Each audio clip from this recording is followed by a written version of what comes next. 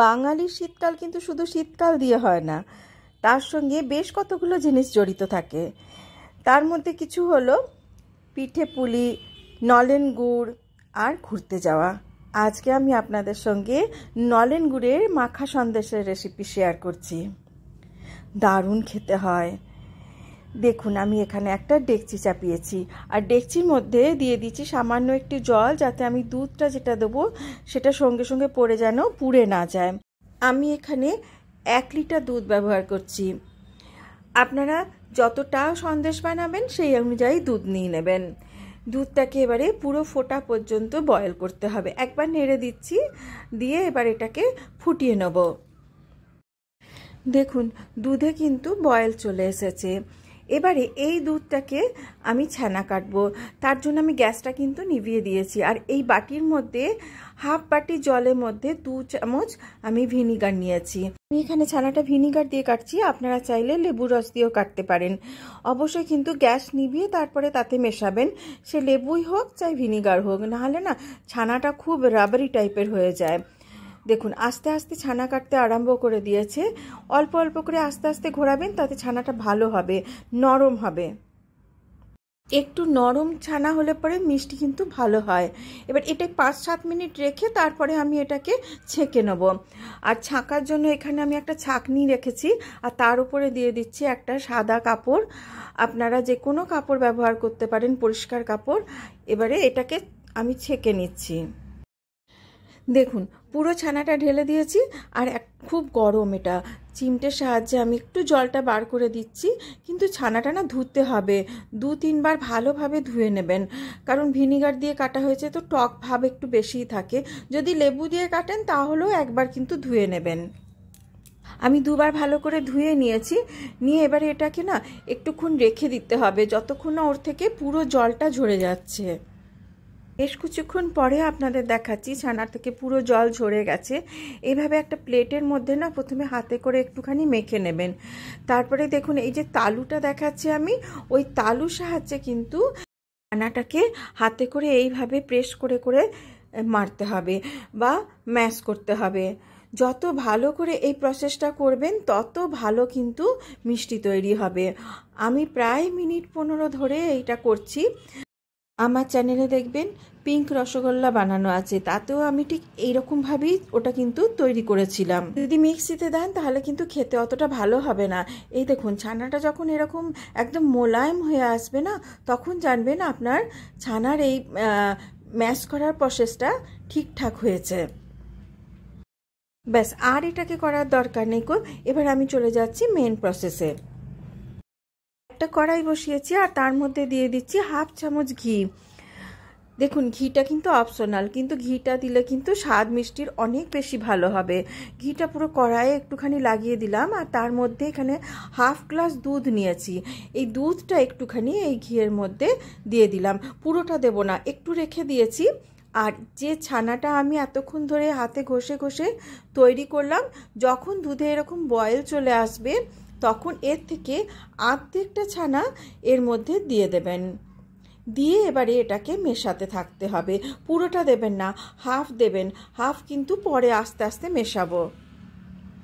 এবারে একটা হাতা খুন্তির যা কিছুর সাহায্যে এই দুধের মধ্যে এই ছানাটাকে খুব ভালোভাবে মিশিয়ে নিতে হবে, যেন দেখবেন একটুও দলা না থাকে বা লাম্পস না থাকে। লাম্পস থাকলে কিন্তু মিষ্টিটা ভালো হবে না। আঁচটা একদম কম রেখে আস্তে আস্তে মেশাতে থাকবেন। সাইড থেকে একটু একটু করে ছাড়িয়ে নেবেন, আর এইভাবে মেশাতে থাকবেন। আচ্ছা, ওই কাঠের খুন্তিটা দিয়ে না আমার খুব অসুবিধা হচ্ছিল, তাই জন্য আমি হাতাটা নিয়ে নিলাম। এই হাতাটাতে ভালোভাবে এইভাবেই আস্তে আস্তে এটাকে যতক্ষণ না দুধটা শুকিয়ে শুকিয়ে আসছে ততক্ষণ পর্যন্ত মেশাতে হবে। দেখুন, দুধটা প্রায় শুকিয়ে শুকিয়ে এসেছে। এবার এর মধ্যে মেশাতে হবে গুড়। আমি নলেন গুড় ব্যবহার করছি, আর এটা না আমি 2 চামচ প্রথমে দিচ্ছি। 2 চামচ গুড় দেওয়ার পরে এটাকে ভালোভাবে আগে মেশাতে হবে। যখন গুড়টা পুরো মিশে যাবে তখন নেক্সট স্টেপ কী হবে আমি দেখাচ্ছি। দেখুন, এবার আঁচটা কিন্তু একদম কম রাখবেন, আস্তে আস্তে কিন্তু এটাকে মেশাতে থাকতে হবে।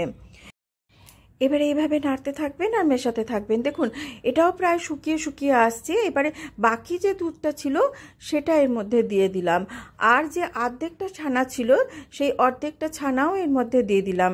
ছানাটাকে জাস্ট একবার ভালোভাবে মিশিয়ে নিয়ে এর মধ্যে আরও কিছুটা আমি গুড় অ্যাড করব।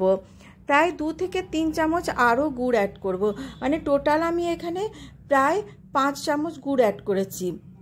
যদি পরে লাগে মিষ্টি আরও আরেকটু গুড় দিয়ে দেবো। দেখুন এবার এই গুড়টা ছানাটা আস্তে আস্তে মেশাতে হবে। গ্যাসের ফ্লেম কিন্তু একদম লো টু মিডিয়ামে রাখবেন, পাশ থেকে ছাড়াতে থাকবেন আর মেশাতে থাকবেন।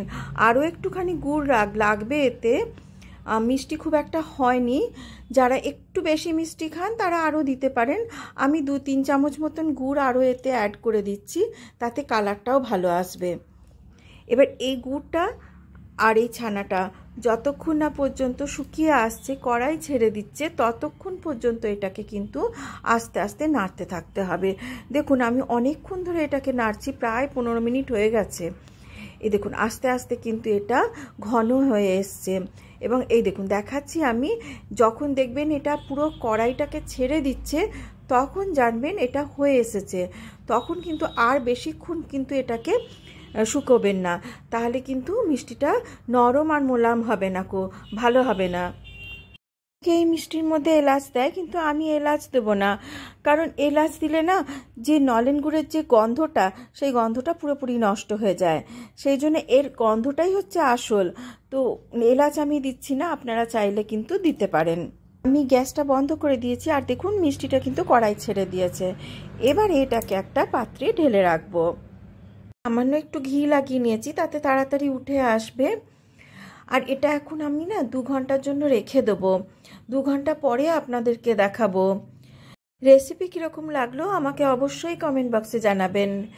আর যদি ভালো লেগে থাকে তাহলে প্লিজ একটা লাইক করে দেবেন। আর যে সমস্ত দর্শক বন্ধু চ্যানেলে নতুন দর্শক, তাদের উদ্দেশ্যে বলছি, প্লিজ চ্যানেলটাকে সাবস্ক্রাইব করে আমার পাশে থাকবেন।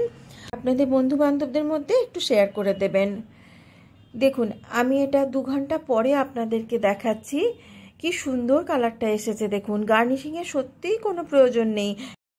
নলেন গুড়ের একটা মিষ্টি গন্ধে পুরো ঘর একদম মোমো করছে, দারুণ খেতে হয়। একদিন অবশ্যই বানিয়ে আমাকে কমেন্ট বক্সে জানাবেন কীরকম লাগলো আপনাদের এই রেসিপি। সবাই খুব ভালো থাকবেন আর সুস্থ থাকবেন। আবার দেখা হবে আপনাদের সঙ্গে আরও একটা নতুন রেসিপি নিয়ে। Till then, bye by.